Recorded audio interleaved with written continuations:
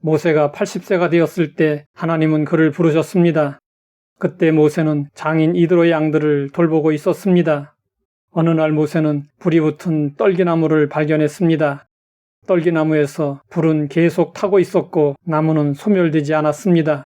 이 놀라운 장면에는 몇 가지 중요한 상징적 의미가 담겨 있었습니다. 떨기나무는 시내산에서 자라는 아카시아과의 키가 작은 가시덤불로 외모는 볼품이 없었습니다. 떨기나무는 모든 민족 중에 가장 작았던 이스라엘의 기원을 보여주며 또한 애굽에서 노예로 살고 있는 그들을 보여주는 하나의 상징이었습니다. 이방 땅에서 무시당하며 살아가는 보잘것없는 이스라엘 자손들의 처지는 떨기나무 그 자체였습니다. 하나님은 모세에게 모습을 드러내실 때 웅장한 아름드리 나무가 아니라 떨기나무를 사용하셨습니다. 이 나무는 사막의 열기가 극도로 달아오르면 저절로 불이 붙었다가 없어지기도 했습니다. 그런 이 나무가 불이 붙었는데도 끄떡도 하지 않았습니다.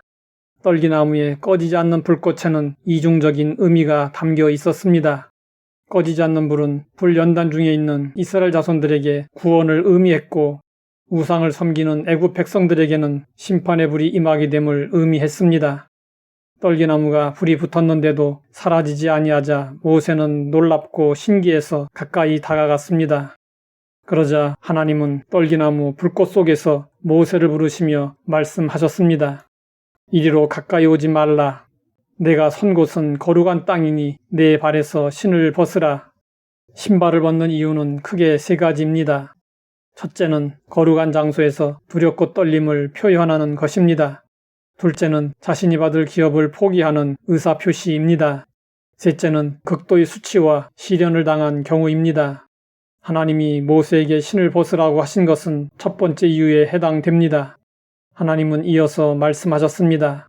이제 가라. 이스라엘 자손의 부르짖음이 내게 달하고 애굽 사람이 그들을 괴롭히는 학대도 내가 보았으니 이제 내가 너를 바로에게 보내어 너에게 내 백성 이스라엘 자손을 애굽에서 인도하여 내게 하리라. 하나님은 명령만 하시지 않았습니다. 두려워하는 모세와 함께 하셔서 명령하신 모든 일을 이루도록 하셨습니다. 모세의 소명과 40년 지도자 삶은 가시떨기나무 가운데에 계시던 이의 은혜로 시작되었습니다. 그리고 삶의 마지막에서도 가시떨기나무 가운데에 계시던 이의 은혜가 언급되었습니다. 모세는 각 지파를 일일이 호명하며 간절히 축복하는 기도를 하였고 요셉 지파를 위해서는 이렇게 축복하는 기도를 했습니다. 땅의 선물과 거기 충만한 것과 가시떨기나무 가운데에 계시던 이의 은혜로 말미암아 복이 요셉의 머리에 그의 형제 중 구별한 자의 정수리에 임할지로다. 모세가 각 지파를 축복했지만 요셉 지파를 향한 축복이 가장 값지고 풍성했습니다. 가시떨기나무 가운데에 계시던 이의 은혜가 가장 값진 이유는 무엇일까요?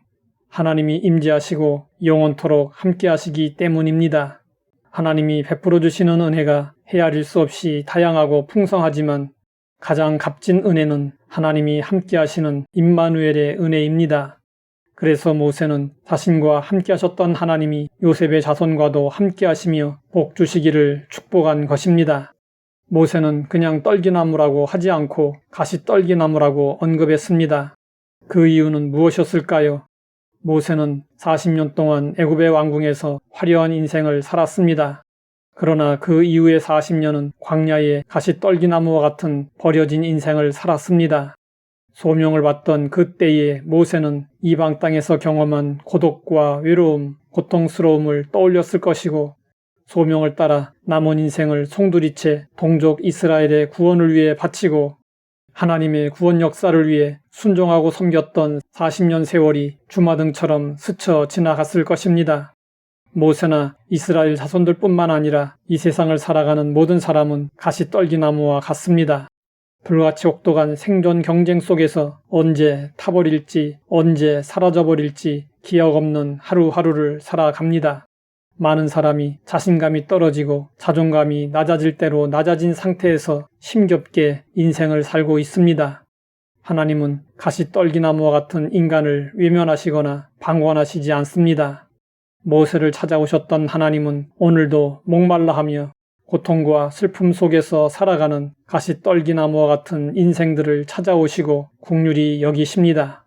그래서 하나님은 가시떨기나무에 불로 임재하여 함께 하셨듯이 오늘 우리에게도 임재하여 함께 하시며 은혜를 베풀어 주십니다. 하나님 아버지, 가시떨기나무와 같은 인생들을 불쌍히 여겨주시니 감사합니다. 날마다 가시떨기나무 가운데 계시던 이의 은혜로 살게 하옵소서. 예수님의 이름으로 기도드립니다.